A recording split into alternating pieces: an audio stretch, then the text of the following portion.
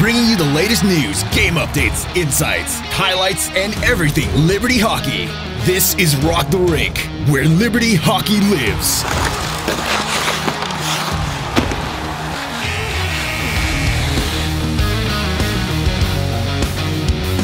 Welcome back to the Rock the Rink podcast. Very special occasion, episode number 100.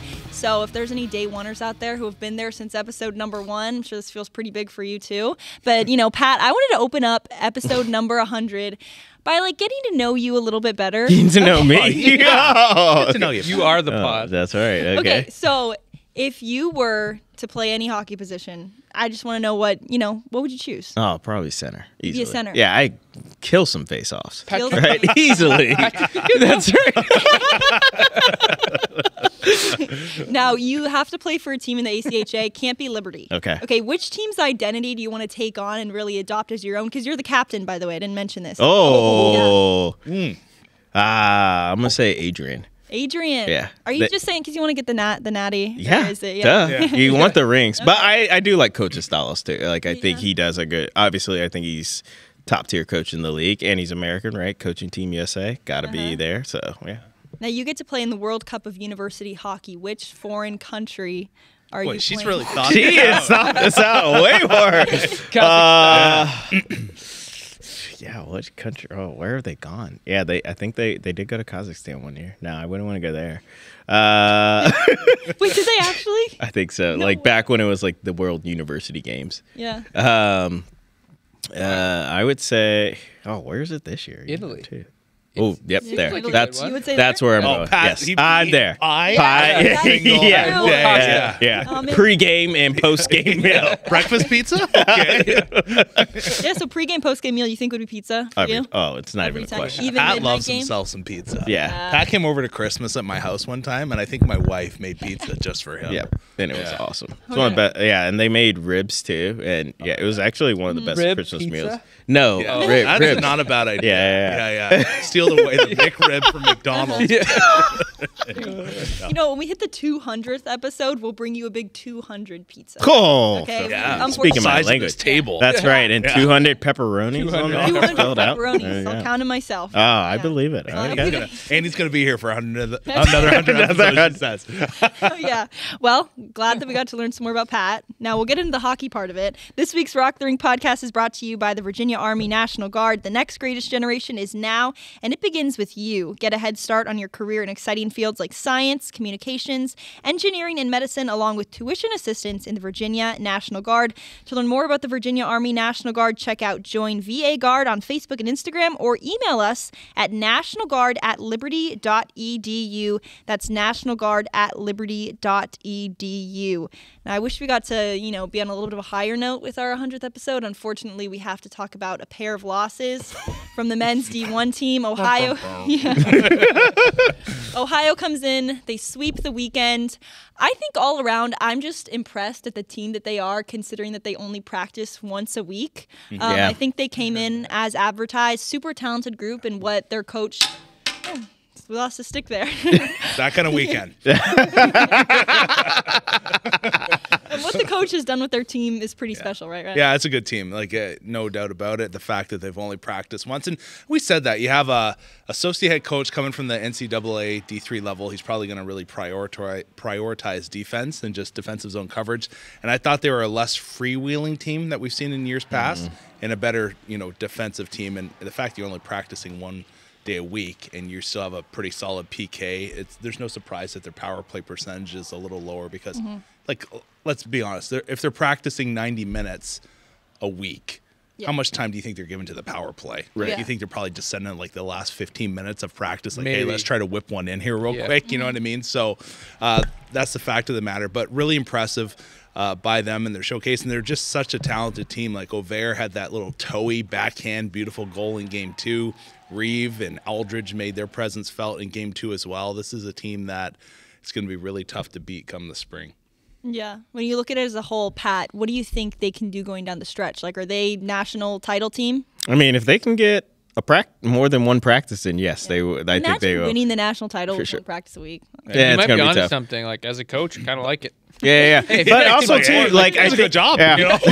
Like I think I know Annie, you talked to Coach Short as well as so did Tori about like things that he was trying to do. And he basically was like being honest. He's like, I'm trying to stay out of the way to a certain extent, at least on the offensive side, because he knows the talent that he kind of came into, and so like you've got still some of the best game breakers in the country, and easily two of the best forwards in the country with Aldridge and Reeve, and then I think trying to figure things out still from a goaltending standpoint, and the fact that your goaltenders had to make some pretty big saves, especially I think in game one when Liberty started really turning it on, and they because that back half of the game they outshot Ohio, right? So like the fact that they could withstand that onslaught, especially on some of the good chances Liberty had in game one, that's huge. And then the second day, Scott Bird, I mean, honestly, he played lights out. Like he actually very solid. And like Rhett said, I think defensively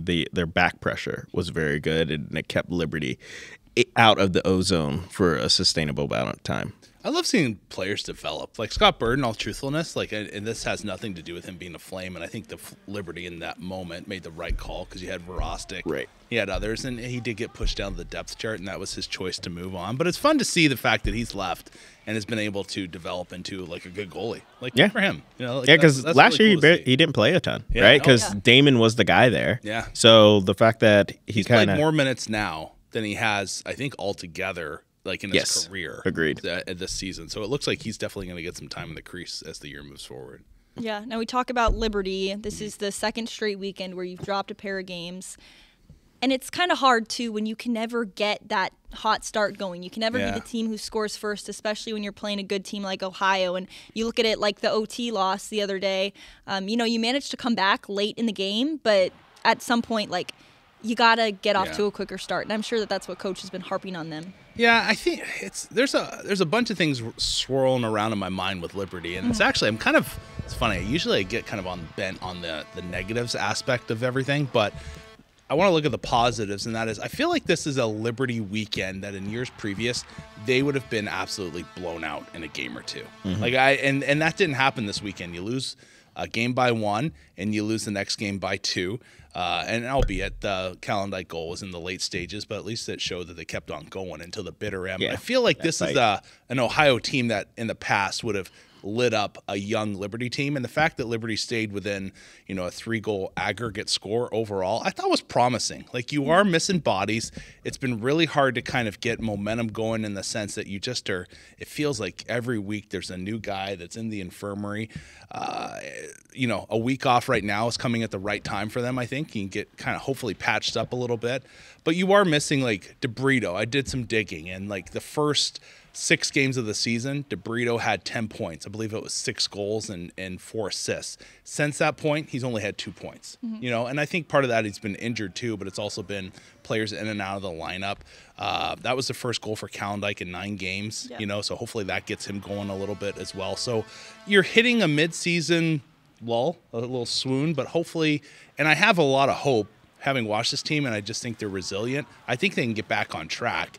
And I really believe so, because like I said, previous teams at LU I think would have just gotten absolutely bombed. They did. Yeah. They've got a spine, and I love seeing it. Yeah, I think you're right, Rhett. I think they're grinding out these tough games in a very low confidence. So like, when you're on the road in Niagara, you lose 2. Those are tough. Like no one can score. The puck's not going in. You start gripping the stick.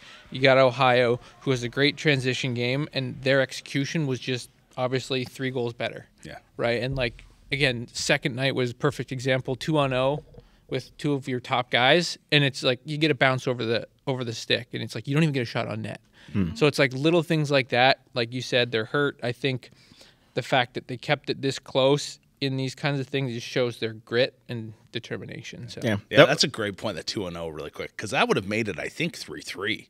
Would have made it either 3-3, that or 3-2. Or would have made it 3-2. The 2-0 where Calendike and Olsen. Yes, it would have made it 3-3. Well, yeah. So that that's right. really and I mean, I was gonna say like it was a game of bounces, and the bounces did go in Ohio's favor. You take a look at the goal. I believe Thompson scored right in the first game.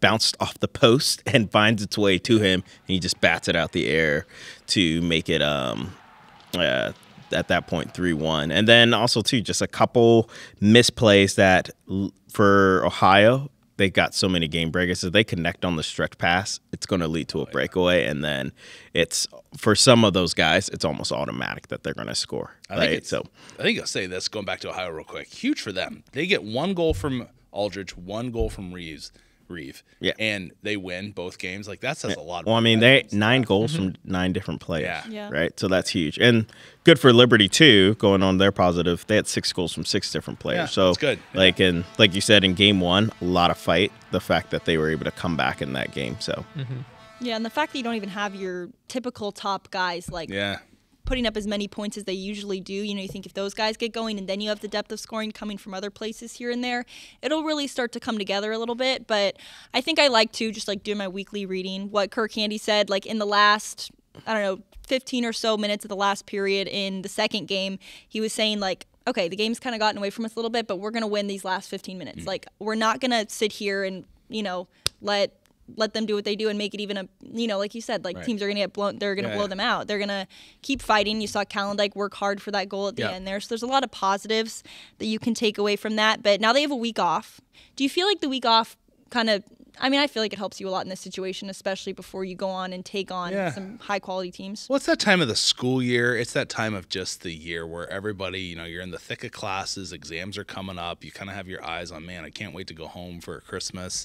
Like, it is a good time to get a week off, rest some bodies. Hopefully they can get DeBrito back and kind of get that forward line in sync like it was going. And also a time to just watch some film to show, like, hey, we're a little bit off, but we're not like, it's not like we're the worst team in the league by any means. Right.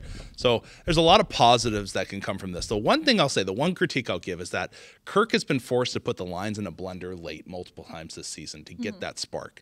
Sooner or later, that's going to have to change. Like you were saying, Andy, you've got to get that start from the get-go. And that can't, like, you cannot as a team rely on your coach for this pregame speech every single game that gets you fired up, that just gets you going into it. You have got to, as a team, develop, especially as a young team, they're learning how to do this, how to come out, hard hats on, know what you're going to do in the initial 10 minutes of a game to get you going in the right direction. Like, how do we get our legs going early? How do we get offensive opportunities? And one thing I loved early from Liberty this season, the opening 10 minutes of games, it was dump and chase. It was banging bodies. It was shots from the point, traffic in front. And that got the energy going in the LIC, and it was rocking. They've gotten away from that. And I think that's one area they need to get back to. Yeah, so after this weekend that they have off, they're going to face Maryville, Minot, and Arizona State up at the Maryville Showcase. These could be some dangerous ones. Maryville, you split with them, and then Minot, always a tough team. And then ASU, kind of a wild card. You can see how you perform against them. But I think it's a really good opportunity for them to get back on track, and get, become the team that you thought they could be from the start. Yeah, it truly can. Obviously, I think Rhett kind of pinpointed it. And, me and him have talked about it a lot. Like I think the bread and butter for Liberty is, like, obviously you have a lot of size, be physical, use your speed with some of your faster skaters, because you have a lot of them as well, and some of them have size, and so it can do both. But then traffic in front of the net I think is going to be key, especially in the showcase. Like, you look at Maryville, Minot State, and Arizona State; those are all teams with high caliber goaltenders, especially the first two. So point blank shots aren't always going to be there. So, like, you want to get that traffic. And you saw even a couple times this weekend when you had traffic, or you went to the front of the net and you were able to cash in on a rebound or had a higher scoring chance. So, like, I think those will be keys to success. But this week off, I think, will be huge for Liberty, because it will help kind of reset, so to speak, have memory of a goldfish, right? And then kind of just be able to forget about what's happened, and then try to have a huge showcase weekend before heading into Thanksgiving break. Yeah, I think if you go to that showcase and you come away 2-1, that's a successful weekend, right? Sure. Like, Minot's the one you want to circle and say, like, hey, if we steal one from them, even better. But you have to beat Maryville, and then you have to beat ASU. Yeah, to be honest. I think, I agree. Maryville's big in my mind, because if they beat you, then they've won the season series, right? We don't play them second semester. And more than likely you are behind them, the 8-ball wise, for the rest of the year. Like, in all truthfulness, you probably are. So that's a big game in my opinion. You got to get that first one against Maryville, if that is the first one on the schedule, and then move on from there. Yeah, the Minot game's interesting because it's like you can try to watch some film. Obviously, teams change and their personnel changes, but like really focusing on the details in a game like that, like, hey, we're not pinching. Whatever you're working on, like really nail it down. If you don't end up winning, it's fine, but like to have video on Minot the rest of the way coming down the stretch, I think is going to be super valuable. Pat, give us a little bit of history on ASU. It's been a while since we've played ASU. Like the last time we played them, if I'm not mistaken, was the year before they moved up to D1. Yeah, and we went out. When did they go D1 again? Yeah, and we went out there and unfortunately fell 6-4 to them. And that was the year after they just won the national championship too. So they were preparing to transition as well. I saw on the schedule that we played them maybe one other time since then, but they were NCAA then. But I'm not 100% sure. I only remember the 6-4 trip in the Arizona because I was on that trip. So, and I remember we played ASU and then we played Arizona for 2. Gotcha. Well, that's the WMCH Showcase 2 weeks from now. Also, 5 other teams moving up to D1. Oh, yeah. That recently got announced. Central Michigan, Chippewas, Siena Heights, Cincinnati, Kentucky, and University of Michigan Flint all going to be joining ACCHL D1.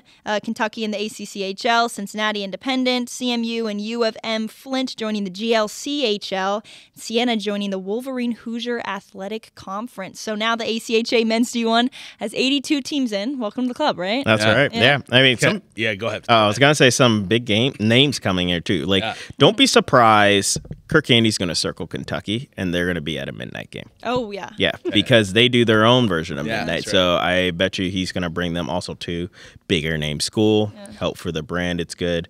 And then like there's a couple other big names too. Hope College coming from D3 to D1. Like that's a team For a long time. Yeah, it's hard to like. Normally, a D3 team doesn't transition and be a ranked team. This is a team that easily could come in and I think could be in the top 15 right away. Yeah, right. Like that's how talented. When I was coaching D3, they were like the team. Right. They were the staple. If you could play against them, you were destined for a good showing. Team that you can only hope to be.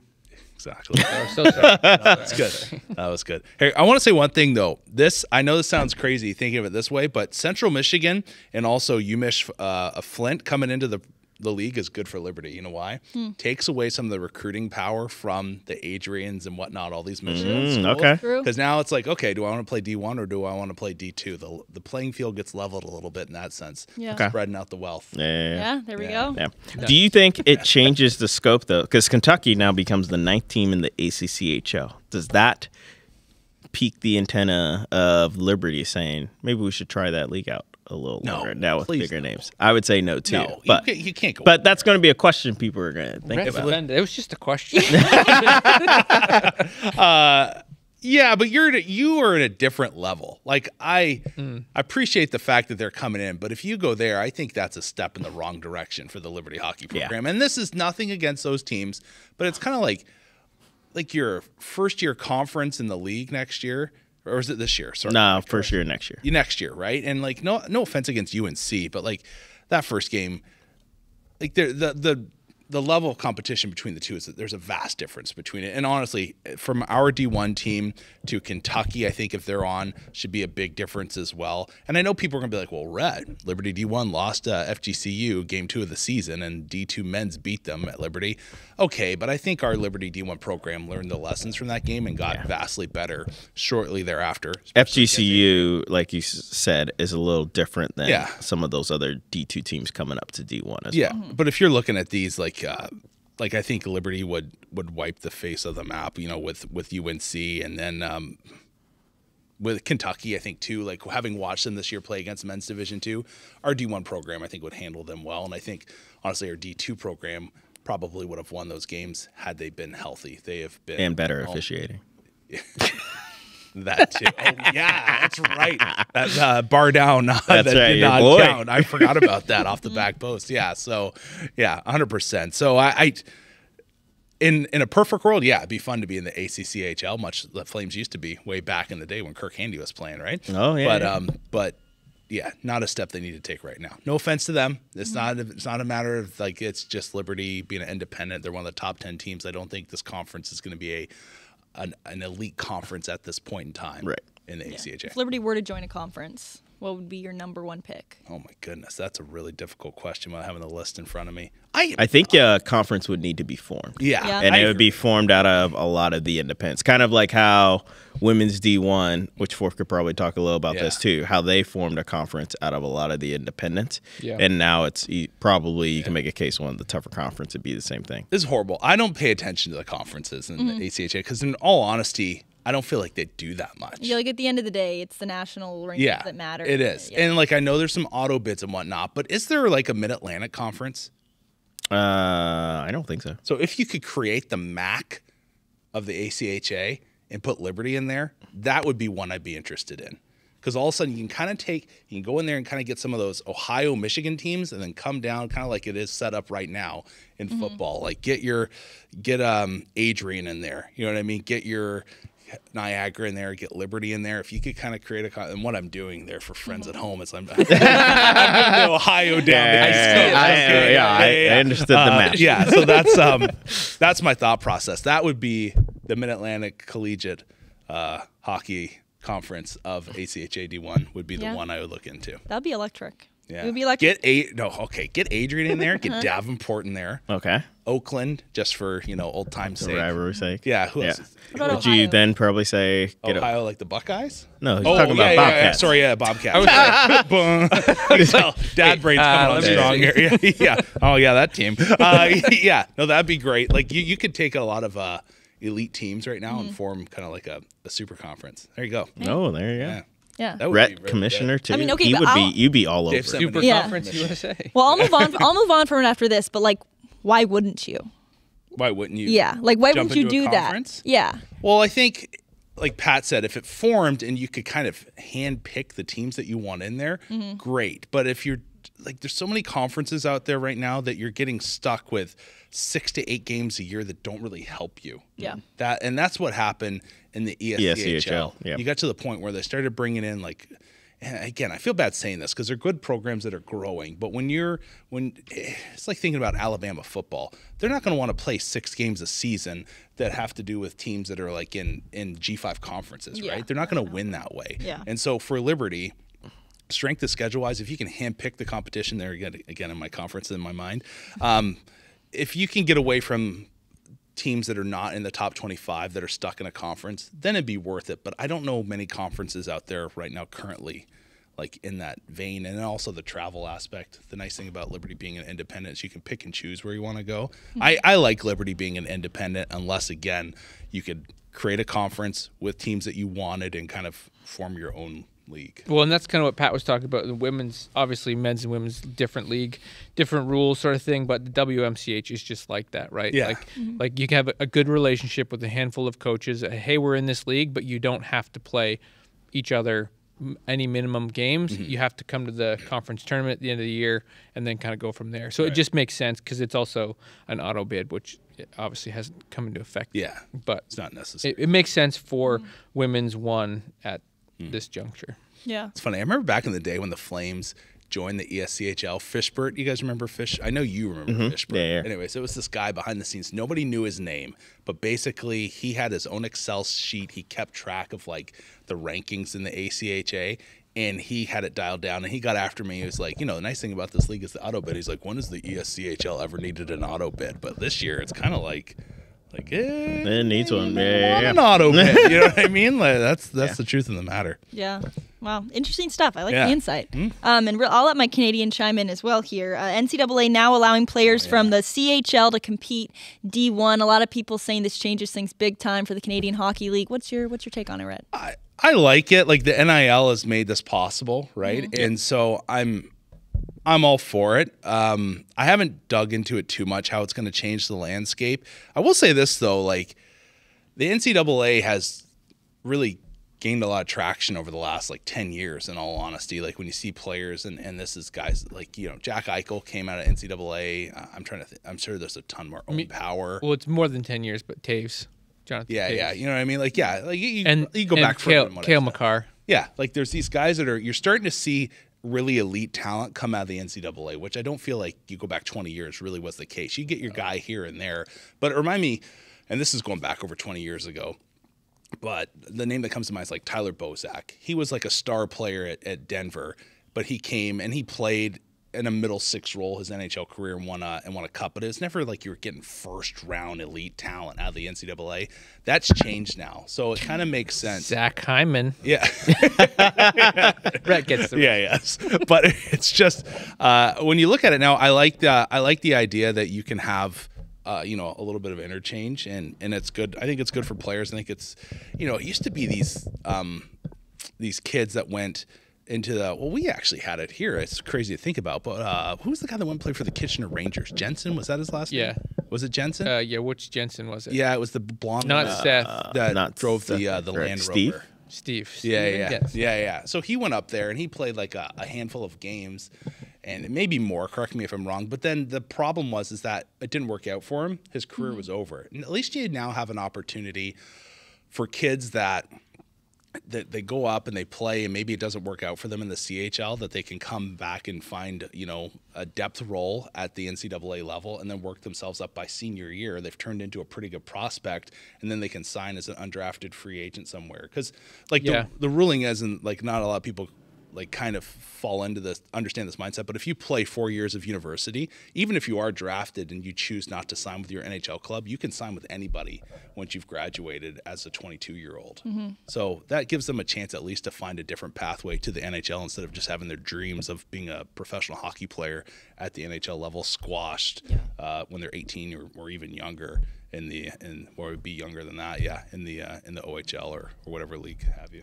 Funny story for me about Steve Jensen. So when I came to Liberty, we were freshmen at the same time, and like I was walking. This happened twice to me in my hockey career. Right. The two teams that I've like really tried out for.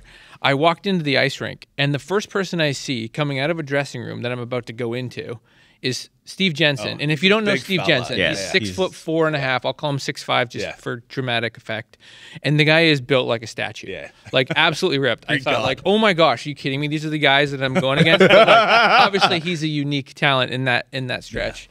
But yeah, that was my first like encounter with Steve. And then you saw Dave Semenina and you're like, oh, I'll be fine. Oh, I can make this team.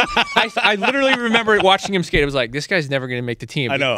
All-time goal scorer. Right, I know. He's also a special talent. Yes. The first time that happened about like, oh my gosh moment is I was trying out for my junior team in Huntsville, Ontario. And I came around the corner and I see this giant man standing on the scale. I thought, are you serious? Like, I'm 18 years old and I'm competing against guys that are this big. Turns around, it's Peters from the Buffalo Sabres. Oh, okay. So he was just there for a 1 day little stint. Just checking his like, monthly weight. Goodness, he's like 235. Yeah. Okay. Oh, that's awesome. Yeah, it's going to change things big time for the CHL. But our women's D1 Flames, we got to get to them. Yeah. They performed big time in the WMCH Showcase, go 3-0 against Midland, Maryville, and Jamestown.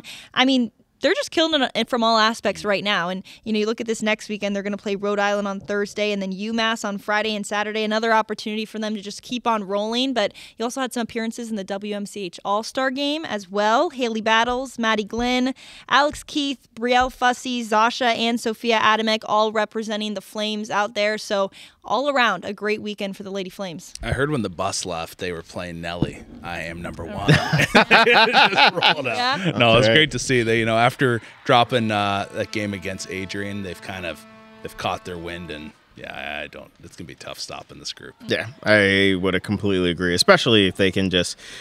Now, they're slowly getting more games under their belt. Obviously, the hunger that they had last year is even amped up more. Yeah. And now, even though they're not the defending champs, the target's still just as big as if they were the defending champs, and I think they thrive off of that. And then, too, they have so much depth, right? Like, we've talked about it multiple times, but this team is deep, way deeper than they were really the last 2 seasons, and they won a national title in one of those seasons, right? So, like, the fact that was all it was going to be. If they can find a way to just get some more depth, it's going to eventually have a trickle-down effect and be huge for them, and so far we're seeing that come to fruition right now this season. Yeah, obviously looking at the points from this weekend, I think the big thing for women's on that one is Tristan Craig, who's a transfer from ASU.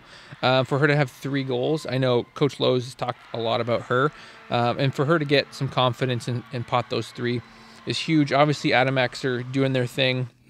And obviously, I'm a big fan of Brooklyn Vortman, who finally got the call up officially to Women's 1. She's a special talent, and Lowe's kind of told me about even the play, like, she was looking past the whole time. She sells it with her eyes, and then she runs out of real estate and bar down. So you gotta love it. Yeah. The one, talking about goal scorers, like I think the one big difference I noticed from last year's women's D1 team to this year is that, like, you take a lot of these stat lines, and I feel like a game against Midland last year would have been a 2-1 win. Or like against Maryville, like I don't know if you're putting 3 in the back of the net. This team seems like they can score, right? As opposed to last year, and I know Kerr would be jumping on my bandwagon right now too, just talking about like ability to put the puck in the back of the net seems to not be a troublesome issue this season so far for the Lady Flames. Yeah, and I think too, Brielle Fussy, when she was on, she said like we had some games where we get 50 to 60 or more shots up, and we only have like a couple goals to show. We have to have a much higher goal percentage, and then seriously, just so much depth, right? Like literally, I think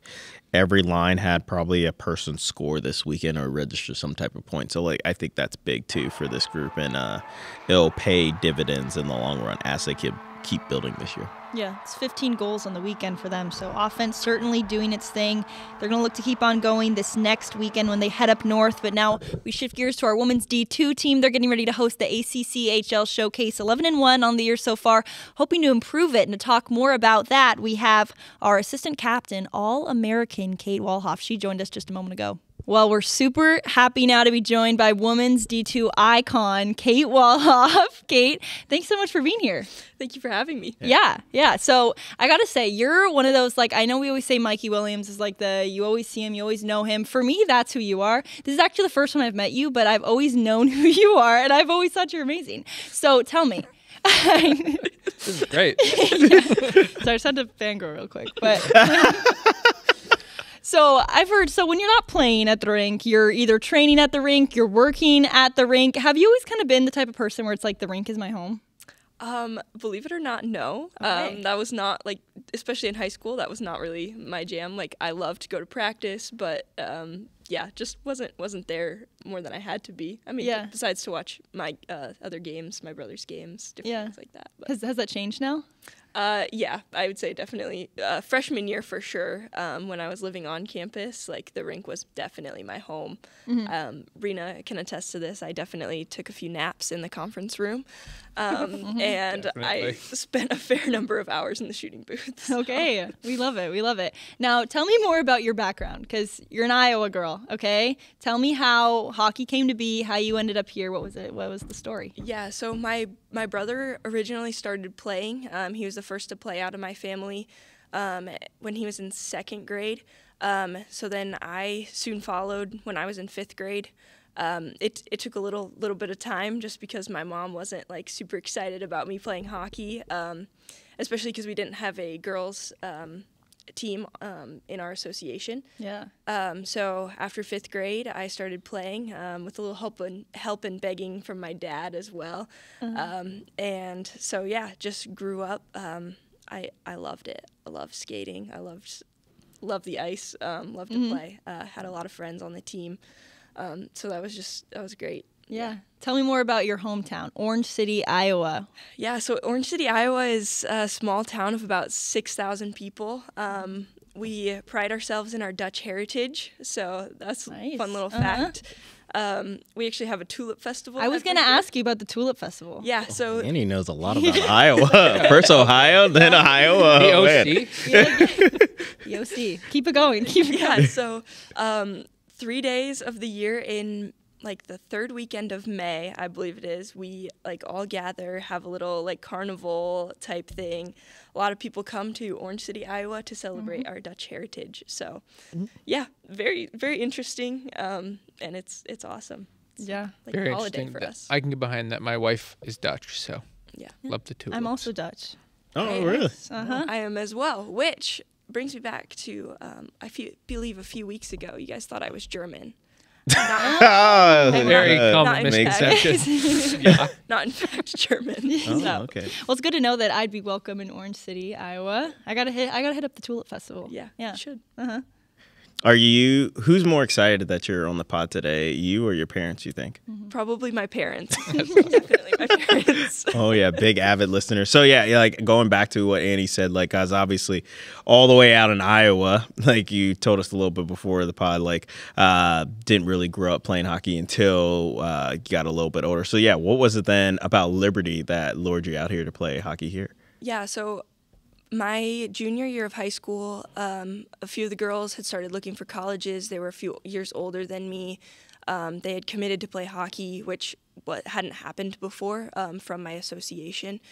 So that really got me thinking and just like thinking about where I could play and if that was even a possibility for me. Coming here, I was really looking for a Christian school. So I toured GCU, came here.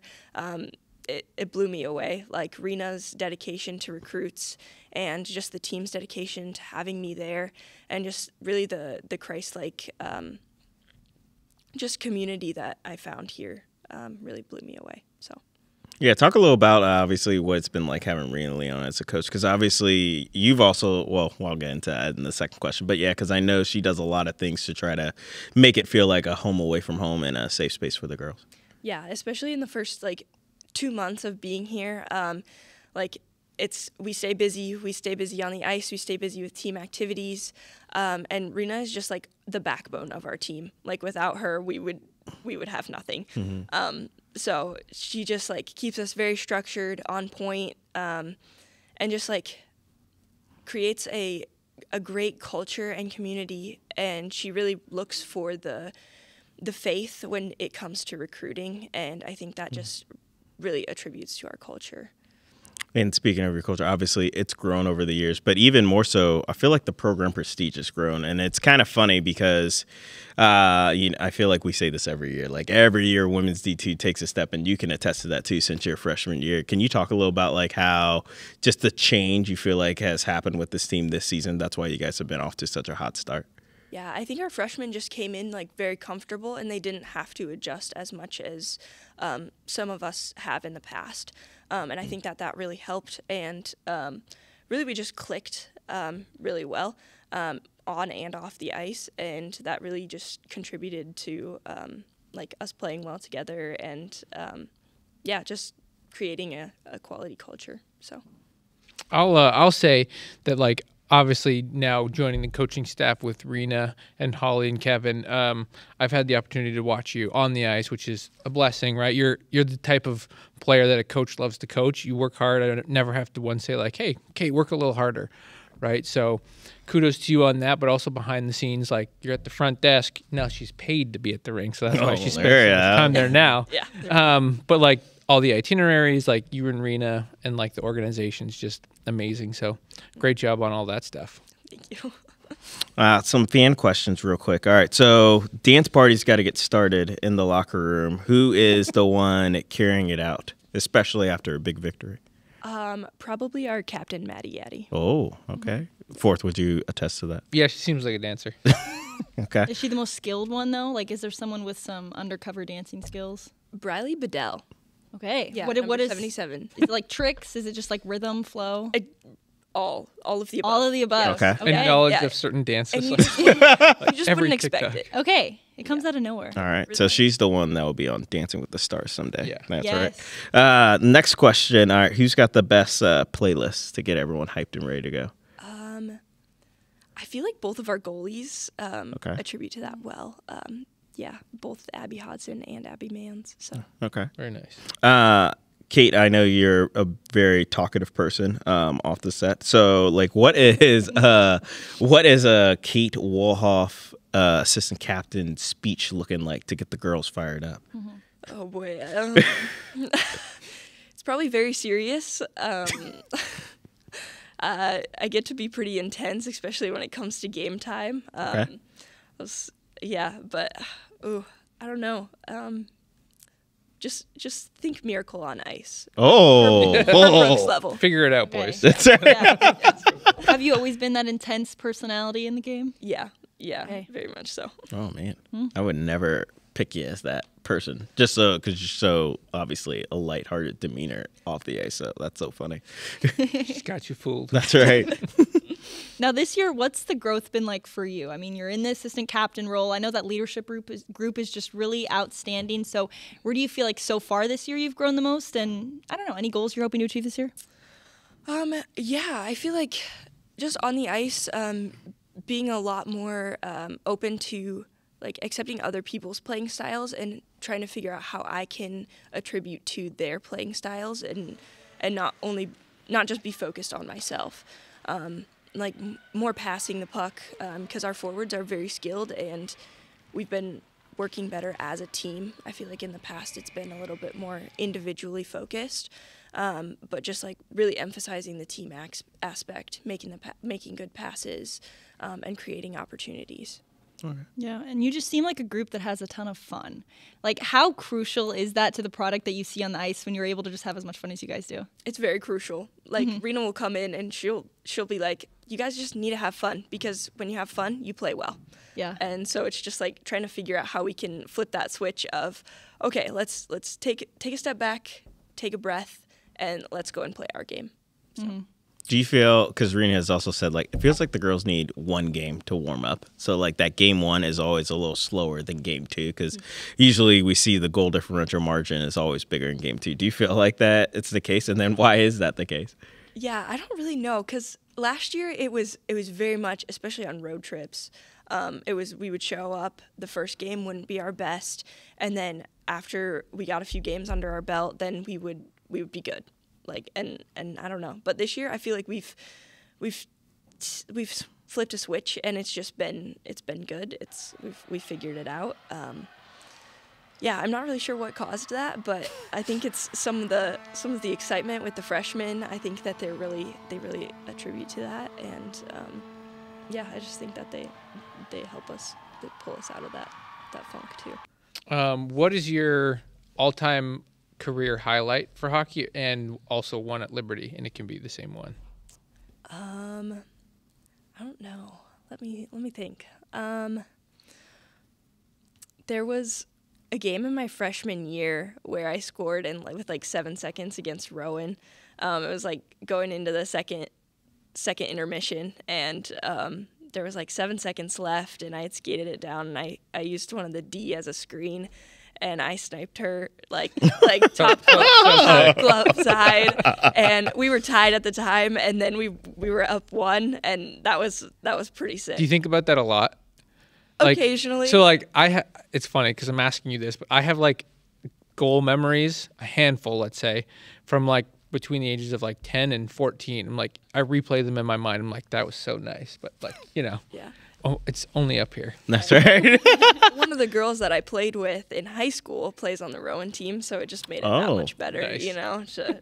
She's still there? Mm-hmm. Oh, yep, she's their captain, yeah. Whoa, all right. Now, I got to ask you, you've got some pretty great style going. I was looking at your socks. Can you show the socks in front, yeah. please? Can you give us a breakdown? Get your foot up here. My cow socks. Some good cows? That's kind of embarrassing. No, we love it. Oh, yeah, it's great. We got to show them up. Okay, and now, I mean, are there a lot of cows in Iowa? Yeah, quite a few. Yeah, in your actually. hometown, Yep. Orange City? Yeah. Yeah. A lot more corn, but Okay, I was going to ask about the corn. Yep. Is the corn, like, that much better than any corn that you've had, like, in Virginia? Like, is it just top tier? yes. Yeah. Okay. Up to your What corn. about produce in general? Right? Like, I'm sure it's natural out there. Not necessarily, but like a lot of vegetables. I mean, my mom's garden. That's like top tier. Oh, okay. Okay. What should grow out there? Oh, man, this is where Kerr would shine, right? 'Cause Yeah. he's a big garden guy, too. So, Green like, beans, peas, lettuce, spinach, tomatoes, peppers. Like, yeah. oh. How many acres is it? We have 4 acres, so of like property for our Just for the garden? for our home. Oh, okay. I was like, oh, That's a lot of that's a gardening. garden. Wow. Wow, and now Orange City, oranges? No. No. Man, they missed the mark. Yeah, right? I It should agree. be like green bean city. Yeah, I think it was the guy Doesn't that quite have the same ring to it.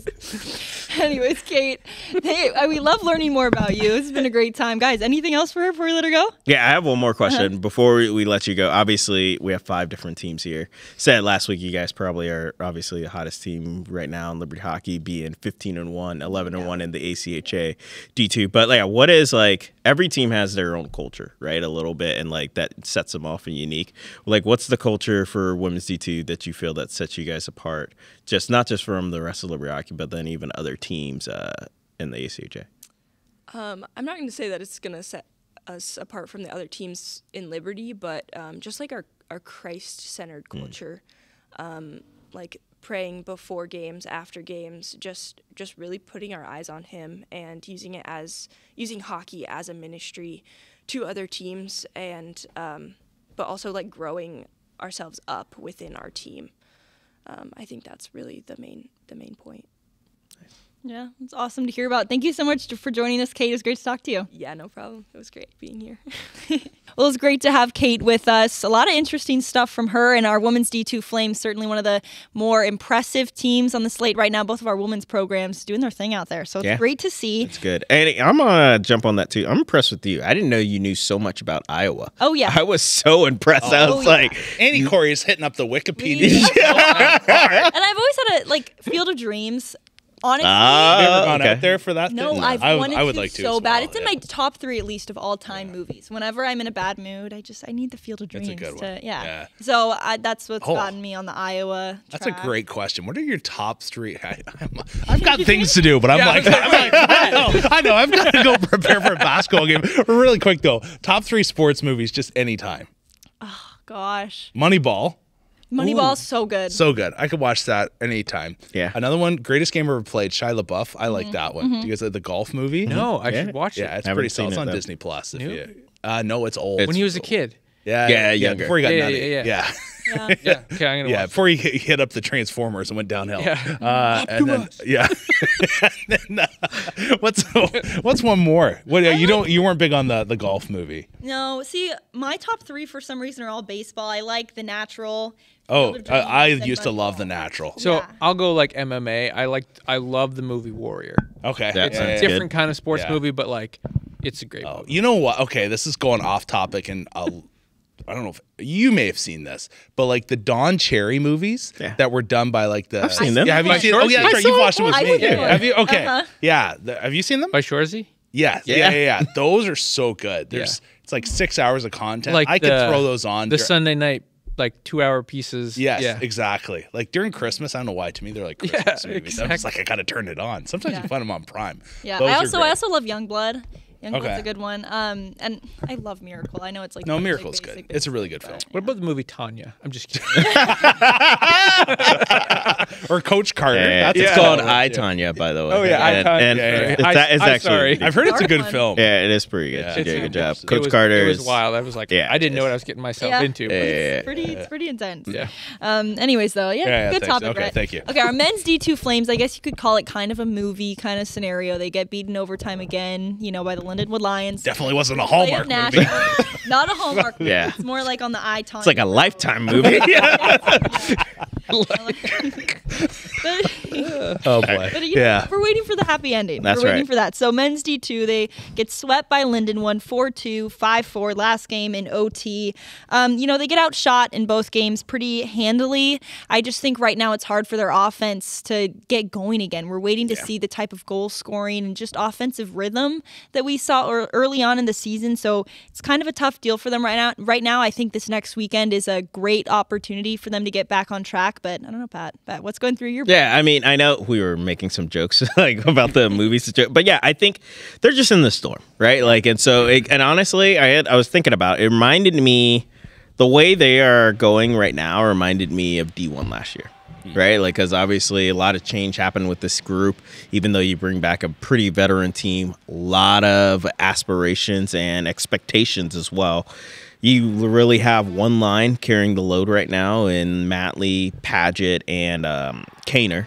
Like they have like it, and so that was similar to D1 to start until guys got in the rhythm. And I just truly think like this team's gonna catch fire soon, and like this is a good weekend for it. Not that RPI is not not that those are going to be cakewalk games, right? Like, because obviously they're doing pretty good things being 9-4, but I think at some point they have to have a little reset. And then also too, maybe even a players only meeting and a heart to heart of like, guys, like, hey, we know we're capable of a much better brand of hockey than we've put together. And injuries have been a part of that. And so like that's kind of been the case. And now you got Josh Martin back, which I think is huge for them because he's a very situational player. He plays every aspect of the game.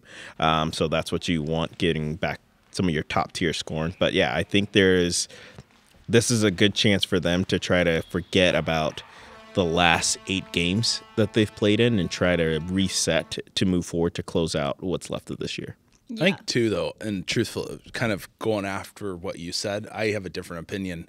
I think it's more like defensively. Like if you're letting up 4 and 5, it's time to lock it down a little bit. Mm-hmm. You know, like that's a team that can score, but if you're not playing well defensively, you're not going to be able to get the puck on your tape to create. That's my personal opinion. So, and it was like you know, things are not going your way when I watched the beginning of overtime with Pat, like all 5 seconds. Yeah. You know, it's like a bad pinch at the line, 2-on-1, beautiful backdoor, boom, and it's over. Yeah. Like you just have to. You feel like when you're playing poorly and you're getting beat, you want to be like more ultra aggressive. Like I got to get the winner. You just need to play like a sound game. Mm-hmm. It'll go in for you eventually, but when it's a tough pinch and it goes in, like it's just little things like that you have to rectify. Yeah, I think it's tough. It's a tough league. I know they're down on numbers, but I think they're playing a lot of games, right? So I think the burnout's there. I think this season is just like you kind of talked about, like it's going to be a grind. Yeah. I don't know if there's going to have any like, hey, we're going on a 10-game win streak. I think you're just going to be in these games, and I think you're going to have to go to regionals this year and earn your way to the national championship. It's like Forth and I back in the day, just Division II, like in the 15-passenger vans driving up to like grinding Penn State, and then we're going over next. We drove overnight, and I almost rode into a guardrail. Yeah, so we're going to New Jersey. I'm thankful that he did not fall asleep. Yeah, exactly. Yeah. So it's just talk about grinding. Forth and I've been there. Okay. Yeah. Hey, it's first-hand experience, so I believe it. But no, RPI. I mean, like you said, Pat, a quality opponent, but at the same time, it's a team that you've had good performances against. Like the last time you went up against them, you won 6-0, 9-2, 9-3. You know it's a good weekend to kind of just get back in the flow of what you know you can do. But like you said too, Forth, it is a grind. I mean, after this weekend, you're going to go up to the Northeast for 3 games as well. So it's kind of like that crawl to the winter break, even just the Thanksgiving break.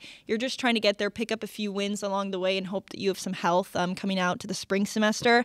But yeah, so they're going to be taking on RPI this weekend. And then men's D3, they take another win. They're number 1 in the ACCHL standings right now, 5-3, 4-1 over App State. Mikey Williams, 3 goals on the weekend. Martinez, 3 goals as well.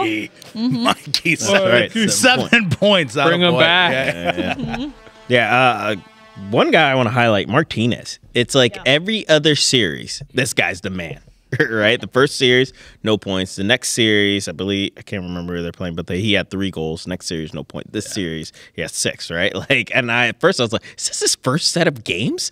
And then I was like, but yeah, like obviously he had a fantastic show. Honestly, he had a natural hat trick in the second game, right? They were down 1-0 and they scored 4 in the third versus App State. So obviously huge, right? So like, and honestly, I'm very impressed with what Coach Wagner's been able to do in year 2, right? Like, because Rhett can attest to this. It's hard when you're the little brother and the top, and your top 2 brothers get all the shine. So, and then you get what's just left, and you've built a very good hockey team that I think could make not just a push at conference, but right now you're getting some belief that they can make a push at nationals. Well, I think too they're getting a little bit of confidence from their brand new locker room at the LIC. So this little brother's getting an upgrade. So I think they're just riding Some say high. it's the strength coach too. I don't know.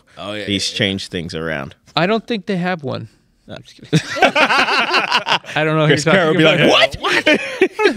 I will say, App State, the sweaters were pretty nice. Did you see them at all? No, I didn't. Oh yeah, it was good. They had like the logo of like a guy smoking a pipe, I think, on it. Like, cool. Like okay. Airman. Like, love to see it. It was fun. Yeah. So they're going to take on the defending ACCHL champs High Point this weekend. Pat, is that the team that knocked them out last year? Yes. Okay. High Point won, yeah, and then yes, High Point also beat them in I believe the opening round of the ACCHL. Soon to be a low point. As I remember when High Point actually first came into the league, like it's kind of crazy that they've gone that far. Yeah. So quickly. Yeah, and I believe they made it out of their pool at nationals too, Yeah, so they awesome. made some big noise last year too. High Point's a good program. Yeah, looking forward to a good weekend series for them. Liberty men's D3 looking to get some revenge after last year at the national tournament. So it's going to be a great pair of games. Other than that, that does it for the 100th episode. We hope you'll be here for 100 more after that. But until then, thanks for watching the Rock the Rink podcast. We'll see you next time.